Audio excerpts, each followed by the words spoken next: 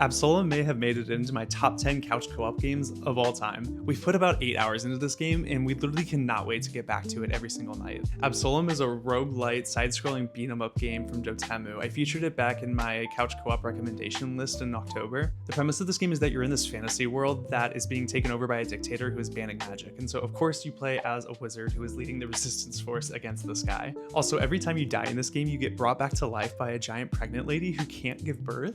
The story is serviceable at best, but the gameplay is where this game really shines. So like any roguelite, you're doing a series of runs, and each run you have unique perks that you're unlocking that will shape your playstyle. So for example, you can get water-based attacks that trap your enemies in bubbles and push them further away from you to create space, or you might get wind-based attacks that will create tornadoes that keep your enemies stuck in the air and then allow you to juggle them for big combos. And the combat's tough! My partner and I have not played a ton of beat-em-up games before, and we found this to be a really hard but really fun entry into the subgenre. I think the saving grace for this game and why we never got frustrated with it is because there are permanent upgrades that you unlock that will make each subsequent playthrough a little bit easier. One thing that I think is really cool too about this game structure is that after you die, new quests will populate in the areas that you've been to, so even though you're replaying the same areas that you've been to, there's always new stuff to do. And some of it's world building, some of it gives you really good loot that can actually get you further into your run. Sometimes you'll open up entirely new pathways, so you have new areas you can run through. The art style in this game is very distinct. All of the assets and the characters have this inky outline to them that makes it feel like you're playing in a fantasy comic book. And speaking of characters, there are 4 unique characters that you can play as in this game, each based on a different sort of fantasy trope. So you have the warrior, you have the dwarf, you have the ninja, and you have the mage. But they all have their own sort of unique twist on this. So the knight, for example, has a giant sword like Guts from Berserk, but she's like a blue elf. Or the ninja character Cider, she has prosthetic limbs that are mechanical, and so she can use them to stretch toward enemies and be able to grab onto them. So each of the characters feel like really thoughtful subversions of their respective archetypes. I'm gonna do a full review once I finish the game, but I